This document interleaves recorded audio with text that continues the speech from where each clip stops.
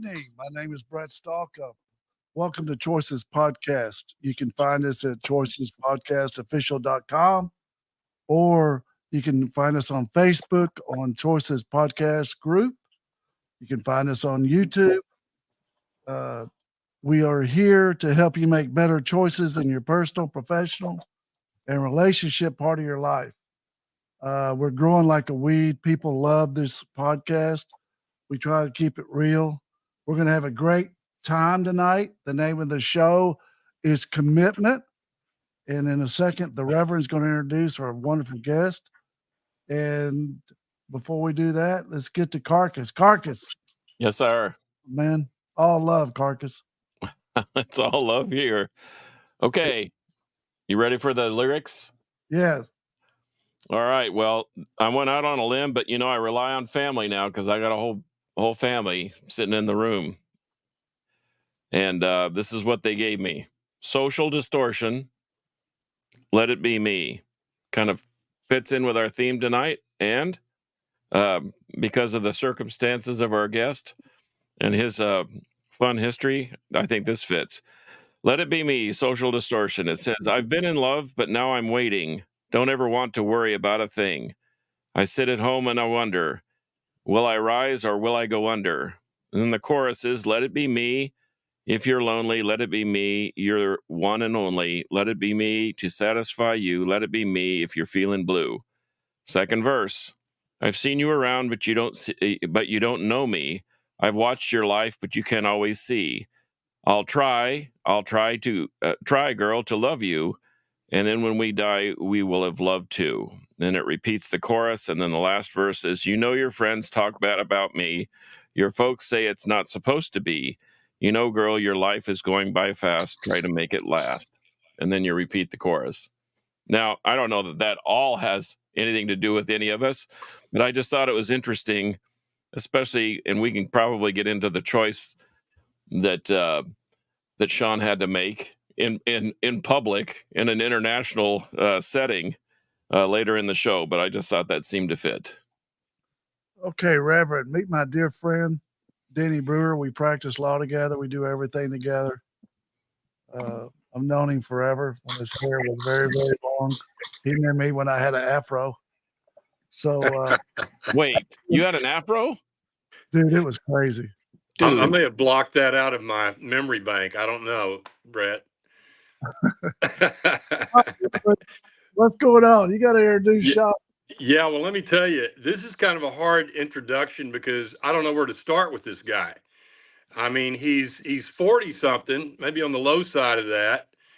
But, man, he has lived a life. I mean, this guy, played football at Kansas State. He was on the Bachelorette. He was on the Bachelor, which I think we're going to talk about a little bit. This is what really blows me away. He was on Dancing with the Stars. I'm going to have to go back and watch. I'm going to have to go back and watch those. I haven't yet. Okay, I'm sorry. With the Stars. I can see it. But best of all, he married like all of us way over his head to sweet Catherine, beautiful Catherine. He's got a beautiful family. All roads we know lead through and to Irving, and he's a product of Irving, Texas, baby. And he and I are brothers in the greatest sense. We met at Fellowship Church. We teach a Bible class together. And I'm really, really thrilled to introduce, and his reputation precedes him, none other than Sean Lowe. Hey, thank you, Denny. What an intro. And yes, I am on the low end of 40. I am 40 exactly. So we don't need to go any higher than that. All right. Getting a little defensive. Wait till you get up here. And proudly from Irving, just like Denny said. Yes. Yeah, well, Sean, I mean, Carcass kind of hit on it. You had a very dramatic choice that you made in front of the world. I really hadn't thought about that, Carcass. Man, what a great tie-in. But can you maybe start by telling us a little about that experience? Yeah. Wait, is that not typical? Do most men don't choose their bride between two women on national TV? Yeah, well, I mean, that's something I have not done. but I'll be happy to talk about that. You know, I was my family is in. I'll give you a broad overview of how I even got in that ridiculous position to begin with. But my family has always been in the insurance business. My dad, my grandfather, my brother-in-law, they were all in the insurance business. I always knew from a young age that was not for me. I'd see my dad go to work, and God bless him, he did what he had to do to put a roof over our head and food on the table. I just knew that wasn't really for me. Well, to make a long story short, I tried several things in my 20s, none of which really panned out. So then I did what I said I would never do. I got into the insurance business. And just like I thought, I did not enjoy it at all. And so it was right around this time that my sister and my brother-in-law played at Kansas State with me. And I actually introduced the two of them, and they've got a wonderful family now. So I guess in a sense, my sister and brother-in-law felt like they needed to repay me, and they used to watch the show The Bachelor all the time. Myself, I was aware of the show. I did not watch it. They submitted an application on my behalf without telling me. And I got a call one day from casting director from the show, and she was really nice. And I just politely said, no, thank you. I'll never do a ridiculous show like The Bachelor. So I go to work the next day. And again, I'm wearing my khakis and selling insurance, doing all the things I swore I would never do. And before I had gotten off the phone with her, she said, well, just, at the very least, think about it, because it could be a free vacation. You could travel the world. So I went to work the next day, and I thought, a free vacation sounds pretty nice. Never in a million years imagining that it would lead me to where it has led me. But I'm thankful that it did. And yeah, I was there at the end of The Bachelor. I was faced with a choice, and I chose Catherine to spend the rest of my life with. And it was one of the greatest decisions I've ever made. Wow. Awesome. And has that happened before or since, Sean? There may have been some proposals, but I mean that led to a marriage and led to a lasting marriage. Yeah, plenty of proposals, very few lasting marriages. It has happened. I think it happens more on the Bachelorette side with the girl choosing the guy, but there are a few successful marriages out there. But it is a ridiculous way to meet your spouse. I'll be the first person to say that. Well, hey, it worked. It worked very well for you. Let me just tell you. Brett, what do you think about that? Man, I think it's awesome. I want to hear about your kids. You got 5 kids now? 3 kids. No, five I would not be able to handle. 3 is plenty. Plenty.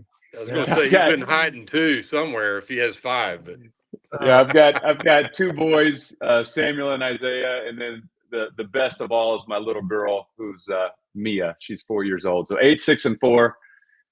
We've got a lively house. I'll say that. Oh yeah, it gets busy, man. And then it gets busy, but it's fun. It's a lot of fun. Yeah. I'm coaching sports and volunteering at the school and doing all the things Dad should do. So it's a blast. Man, that's so awesome. So tell us about your journey. It's crazy. We sort of all grew up alike. How did your journey? Where'd you make the different choices that you made to go, okay, I need to go over here. I don't want to go over here. Stuff like that. That's an interesting question. And Denny told me that this is all about choices, and hence the name of the podcast. And I thought, I haven't always been great at making choices in my life. I feel like for a big portion of my life, I was that kid who couldn't quite figure it out. I was always jealous of the kid who said, I want to be a doctor. I want to be a lawyer. I know exactly where my life is going. And I was the kid that was kind of floating in the wind, trying to figure it out. Luckily for me, I was good at sports, and at least that took me to Kansas State, where I got somewhat of an education. But even post-college, I was just trying different things, and I didn't exactly know where my life was leading me. And I think that a lot of 20-year-olds can probably relate to that. But I will say this, my faith is the foundation of my life. There is no doubt about it. And I was very blessed to have a family who brought me up in that way. And I had a family who would support me as well. So even though I felt like I was kind of floating in the wind at times, I still had that support system behind me, and parents who would encourage me to pursue whatever it was, whatever endeavor I was pursuing at the moment. So you knew Jesus before you went on the show. Your faith was Yeah. there. Yeah. My faith was there. Now, we can talk about spiritual maturity. That's probably a different subject. I feel like since the show, I've probably matured in my faith quite a bit. But no, there's a clip of me on the very first episode. You know, they always have the girls pull up in the limousines and the bachelors out there in a suit. And they just come out one by one. Well, before the first girl comes out, I didn't even realize that this was on camera, but I just bowed my head, and I knew that it was just the most ridiculous circumstance I could have possibly gotten myself in. And I just said a little prayer like, Lord, be with me, help me. I don't know what I'm doing. And they actually caught that on camera, and it's on the show. So yeah, I did not know what I was doing, but luckily for me, the Lord was with me the whole way. Carcass, we ought to do our own reality show. I don't know about that. It might be fun though. I mean, I've got stories to tell, and I've been given a list of questions, and I don't know, Sean, what you are able to divulge, but in making a life choice like what you just did, because I just recently got married. We've been married since the 30th of August. It's been very 31st of August. It's been very positive. It's been very uplifting. We're blending two families together, and we have a lot of we've come from all different directions, and I always felt like this was the way it was supposed to turn out. So was there ever a time during the show where they were, I say they, I mean maybe the producers or whatever, where it felt a little scripted, or they were pushing you in a certain direction, or did you always feel confident that you kind of had a bead on what your final outcome was going to be? Yeah, that's a great question. Great question. So let me tell you the genius of this show. You know, it's one of the longest lasting shows on television, right? I think it's been around for 25 years or something like that. The genius of the show is, you know, they get one guy and then they're casting 25 women. And they've got these casting directors who know, okay, they can pick out maybe 5 or 6 girls that they think might be really good matches for me. But then they're going to pick out some absolutely crazy girls who are going to make for very entertaining television, right? And so they've got this formula where, you know, you're going to get the love story from these girls, you know, you're going to get the crazy stuff from these girls. All the while, we're traveling the world. We're showing the viewers at home all these exotic locations. It makes for a great program. And so with that being said, they didn't have to do a lot of producing. There was no writing by any means. And it's actually kind of a cool process, because I spent 3 months on The Bachelorette prior to becoming The Bachelor. So I spent 3 months traveling the world, and this show has got a lot of producers. And along the way, you're making good friends with all these people. Well, then they asked me to be The Bachelor. I'm already friends with these people, and you travel the world for another 3 months. And so you really develop a pretty close friendship with a lot of these people that are by your side the whole time. And I can honestly say at no point did I ever feel like they were manipulating me or trying to lead me in a certain direction. I think they just have an excellent formula, and they've got it down to a science now. And of course, as things are happening, and this production team is just huge. They've got story writers in the background that are kind of crafting the story, which they're going to tell via editing and post-production, right? For the final product. But yeah, and to answer your question directly, I never really felt like they were leading me in one direction or the other. When did you find in your heart that she was the one for you? When did you discover? You know, it's funny. And my wife knows this. I went into it and I said, you know what? I'm not going to compare women to one another. I didn't think that was fair in my head. So I said, when I'm with Catherine, I'm only going to think about Catherine, and I'm not going to think about anyone else that's on the show. I'm just going to give her my undivided attention. Well, that's great in theory until you get down towards the end and you're like, wait a minute, I've got 4 women here who are all lovely and great girls in their own right. I don't know what to do. I'm kind of freaking out here. And it took a lot of soul searching. I probably had a couple little freak out moments. And, you know, I just found myself, I was constantly thinking about Catherine. She was so fun. She's got a really infectious personality. I'm very I guess you could use the word immature. I love joking around and having a great time, and I'm rarely serious.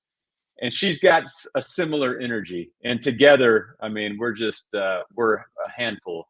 And she showed that to me. And so when I really sat down and started to think about it, I just started thinking, I think about always being with Catherine, and I kind of miss her when I'm not with her. And that kind of answered my question there at the end. Oh, that's good. So what do you do now? You in the insurance business still? No. I got out of there as quick as I could. No, I've been really blessed to follow my entrepreneurial endeavors. So my best friend, he was my best man at our wedding. His family's been in the furniture business for decades. He helped me start our own line. It's called Home by Sean and Catherine Lowe. And we've got our own line of furniture. We've been in business for almost 8 years now, and by the grace of God, we've had tremendous success. And so, I've been able to run with that, and it's been a lot of fun. And that's kind of my 9 to 5, so to speak. That's so awesome. That's so awesome. Sean, y'all been married for how long now? 10 years. We celebrated 10 years in January. Well, congratulations. 10 years of marital bliss for my wife. And Sean, you are one of the most committed guys that I know. And I why don't you tell us a bit about your commitment and the commitment of your family to the local church? Yeah. I think I love that word commitment, because I think so many people have no idea what it means, or they've never put it to practice anyway. I'm very fortunate. I've got my father-in-law staying with me right now. He's kind of in poor health. He's been with us for a month, and he's had a rough life, and he can attribute it all to his childhood. Dealt with a lot of trauma, a lot of physical abuse, stepfathers coming in and out. And I see what that has done to him. He's 76 years old. He's an old, frail man now. And you see what the lack of a father figure in the home has done to him. And he freely admits that. Well, I'm in the other boat. I had a father who was fantastic, who really showed me commitment, who showed me, if you say you're going to do something, you better do it. And he's still that way. And so I mentioned earlier in the podcast that we just grew up going to church. That was a commitment we were going to make. And through his commitment to take his family to church, I came into my own personal relationship with Christ. And now that I'm a father and a family man myself, we have that same commitment. We're going to go to church, and I'm going to do my best to show the love of the Lord to my kids. And so I love that word commitment, because of the nature of my fame, or lack thereof nowadays. People always want to talk about our marriage and what's the secret. We'll do these e-entertainment and shows like that, People, Us Weekly, whatever it is. How do you have such a successful marriage? And I always say the same thing. It's commitment. We have committed to be together no matter what. I know that no matter what happens, I am not leaving my wife. I'm going to stick by her. And I know that she's going to stick by me. And if you just have commitment, and of course, the foundation of our marriage is faith. And I always make a point of saying that too. But with faith comes that commitment. We've made a commitment to ourselves. We've made a commitment to the Lord.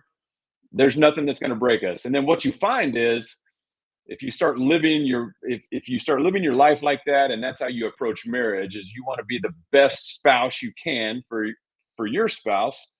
And then your marriage just gets stronger and stronger year after year. And so, we're only 10 years in, but I can honestly say our marriage has gotten stronger every single year. Well, tomorrow is mine and my wife's anniversary. It's can you beat 10? 25. 25. I'm on my second round. Anyway, I lived Big Fat Greek wedding. We had 700 Greeks at our wedding. It was crazy. And a bunch of cowboys. Anyway, we're going out to dinner tomorrow night. This is the first time we've really celebrated our anniversary, because every day's an anniversary to us. That's the commitment we have. It's just being committed to your spouse. And I know Carcass is committed, and I know Denny, and I've been friends with his wife Sude forever. It's It's follow the rules, dude. You know what I mean? Follow the rules. Yeah. Don't go do stupid stuff. You know, Right. it's a 15-minute quick selfish fix that screws your life up. Then you have a secret, and secrets kill people. They kill people. Yeah. And And you can take that approach to any facet of your life, right? I'm trying to teach my son. My son wants to be a receiver in the NFL. Hey, buddy, you got to practice. You got to every day. You got to make the commitment to practice, and that's the only way you're going to get better. And you can apply that to your vocation or whatever it is. Like committing is, like I said, it's a lost art these days. But man, if you just commit, you'll be amazed at the success that comes with it. yeah, absolutely. Absolutely. That's so cool. It is about commitment and following the rules and doing what's right. And that's what's, I'm a lawyer too. And the craziness that I see every week is like, you're just like, oh my God, why did you do that? Why would you do that? And I'm seeing more and more craziness. And the only way for us to fix the craziness is get back to commitment. Commit to your spouse, commit to your family, commit to your kids, commit to your job, commit to your church, and everything else is going to be okay. And be kind. Oh, man. Yeah. You know what our world would look like if every man just committed to his family? So true, Sean. Absolutely.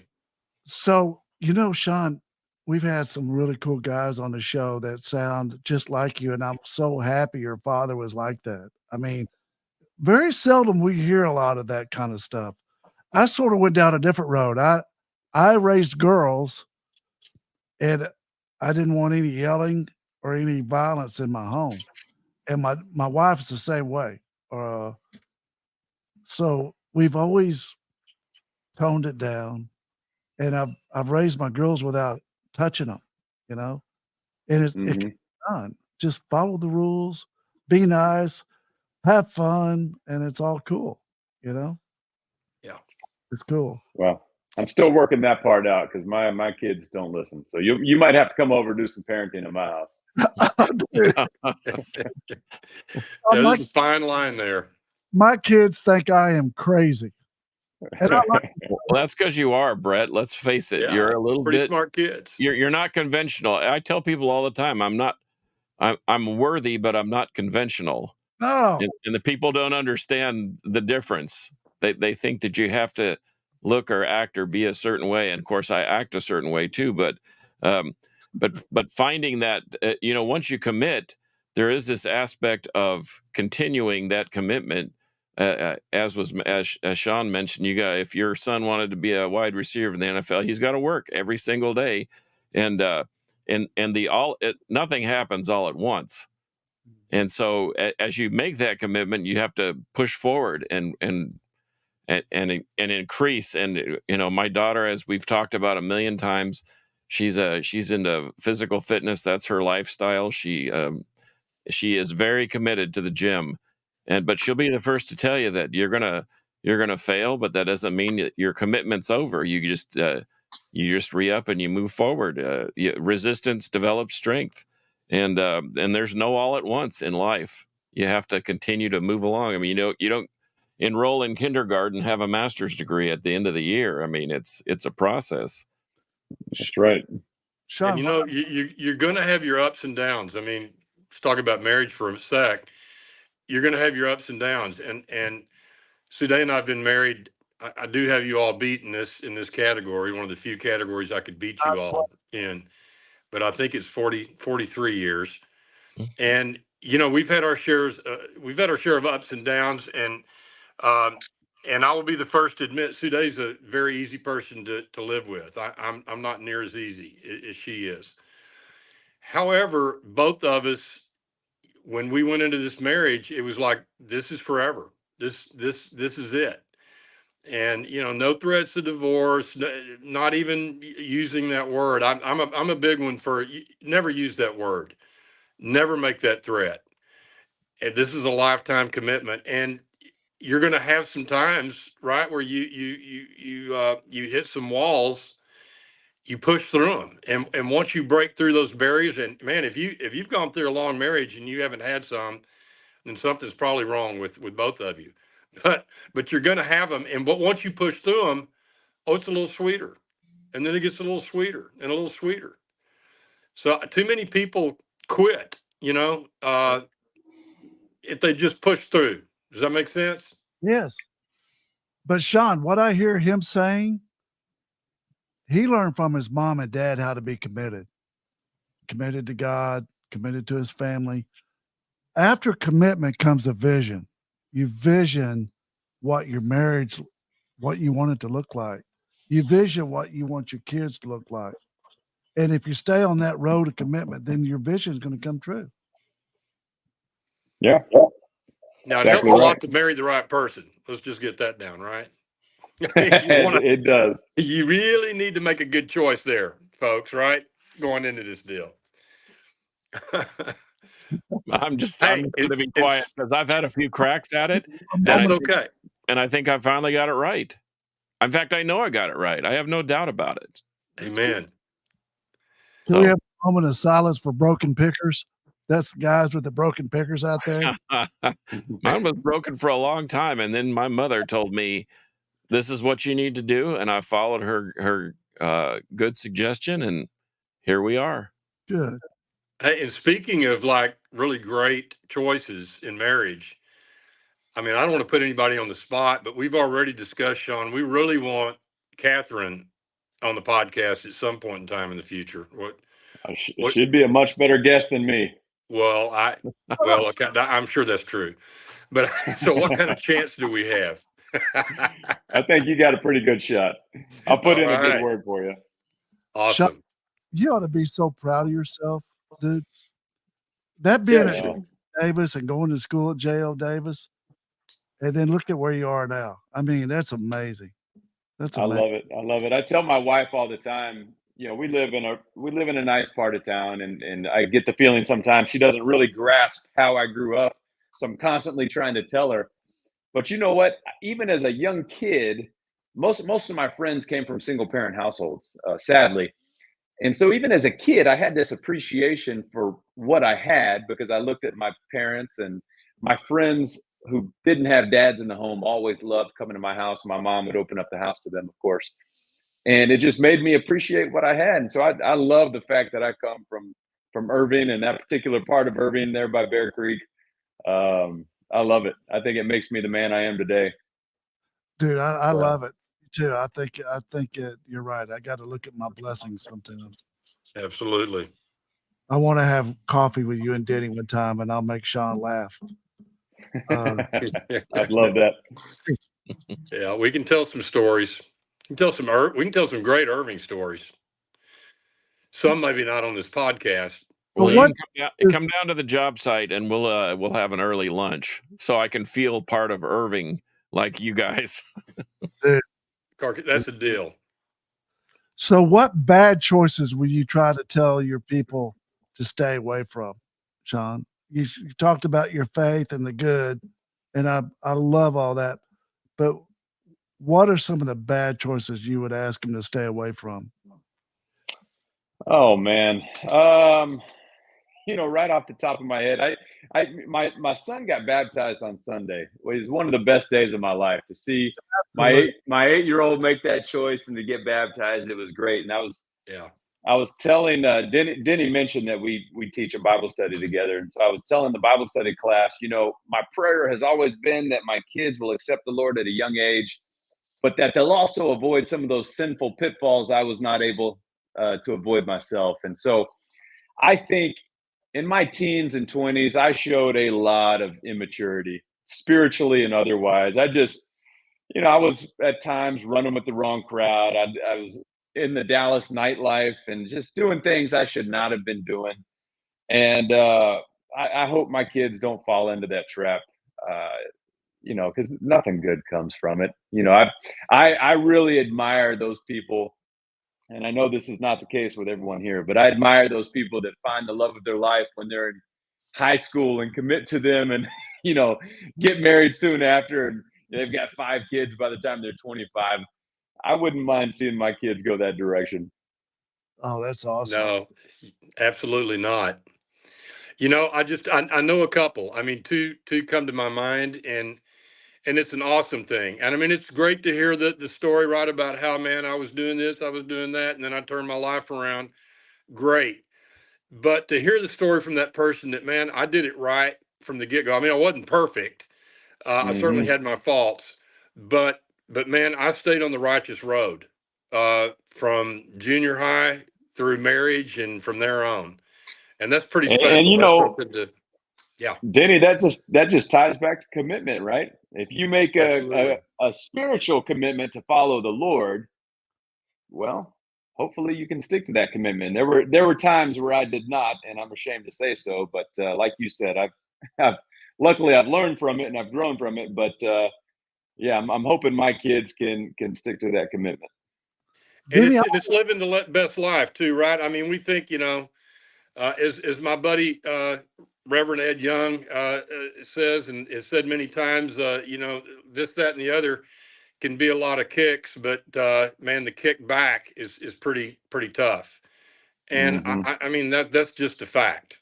So yeah, to be able to stay committed and avoid, it's really tough, and I think it's really tough these days, right, for our kids, man, everything they're exposed to. Oh yeah, these things right here. Oh yeah, These things right here kill people. yeah, adults too, right? Hey, Denny. Oh yeah, yeah.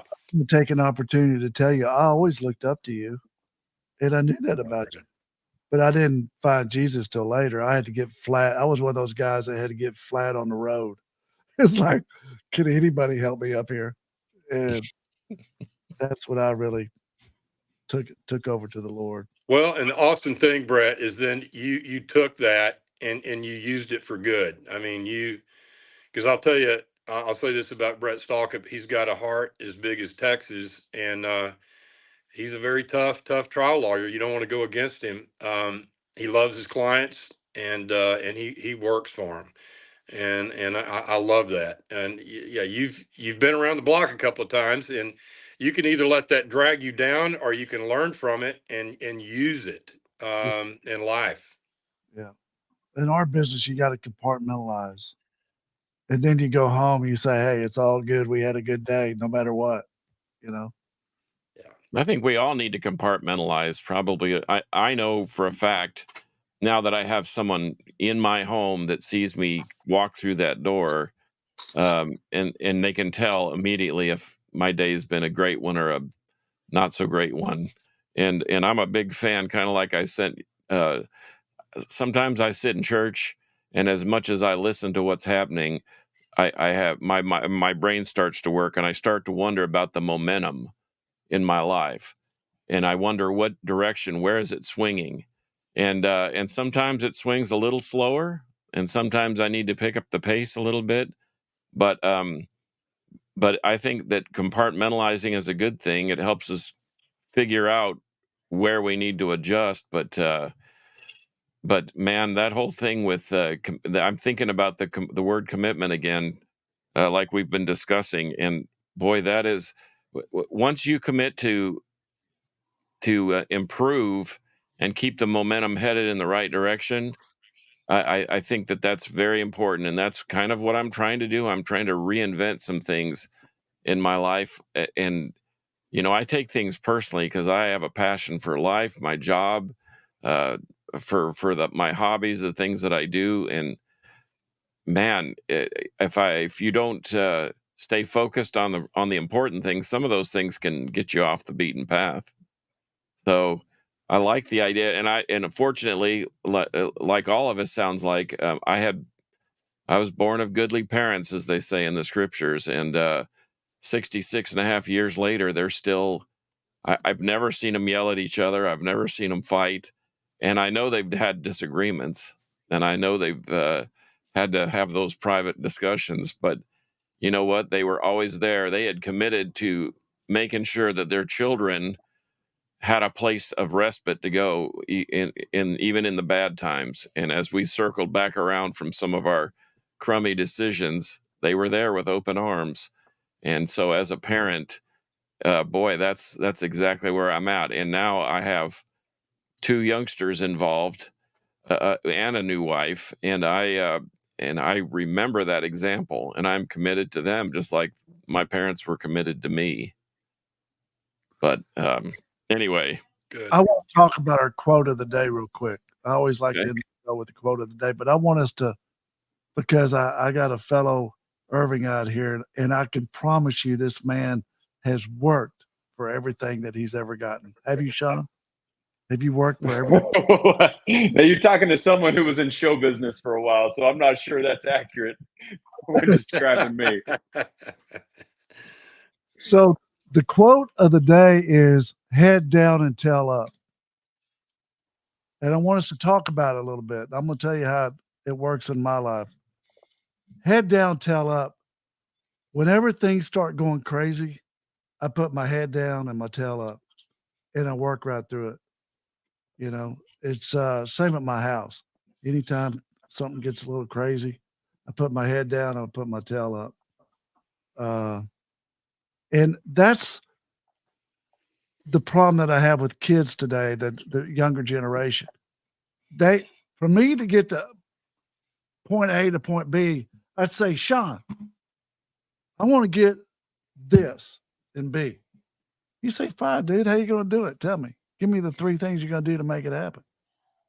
I tell you, kids today, they want B without doing 1, 2, 3. That's the problem that we have. Their head's not down and their tail's not up. They'll go down the street for $5 more an hour and take a different job. It's hard to find good help. But I think I like the quote of the day. You went from J.O. Davis to where you are now. That's head down and tail up. I don't care. I don't care if part of it was given to you. It's head down.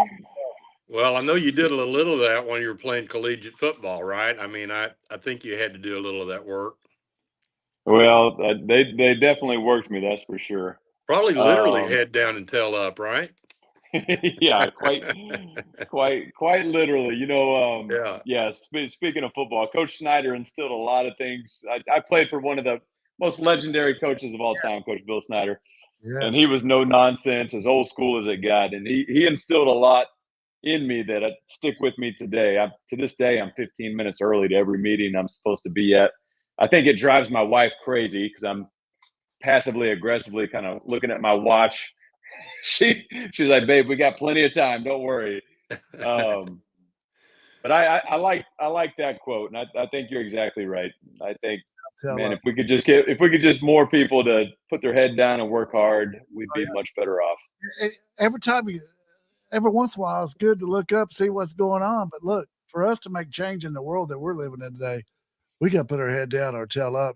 You can't get sidetracked by all the craziness that's going on, you know. And you take time off too, right? I mean, you live a balanced life, Brett. I mean, you spend time with your family and spend time with your beautiful wife. Big fat Greek wedding, dude. We go to Greece every year, Cyprus. Yeah. We get to watch. Work hard, play hard, play right, play good, right, hard. All right, Sean, I got something like that. One more. What 3 things can you tell these youngsters that are watching our show tonight to take away to make a difference in their life? 3 things. What do they need to do? Oh man, right off the bat. All right, let me think. Let me say number 1, your life is a vapor. That's biblical. James 4:14. Your life is going to be short. Before you know it, you're going to be my age. Before you know it, even worse, you're going to be Denny's age. Go ahead, say it. It goes quick. Yes, it does. So, amen. I love that Bible verse because it puts things into context. So compare this short little life of ours. Now, whether you live 20 years or 100 years, it's still like that, right? Yep. So I love that because it makes you think about eternity. What are you really living for? The BS that people are selling you right now, it's meaningless. Just like Solomon said at the end of his life, it's all meaningless. The cars, the house, the money, whatever it is you're chasing, it's all meaningless. So yeah, number 1, keep that in perspective. We are eternal beings. Do not live your life like it's, what was that saying that was real popular years ago? YOLO, you only live once. No, live for eternity. I would rather do that. Number two, I think a lot of kids just lack kindness, compassion. I think it's so important to be kind to those around us. I don't know about you guys, but every once in a while I'll make the mistake of opening up Twitter. It's never a good idea because it's just people yelling at each other.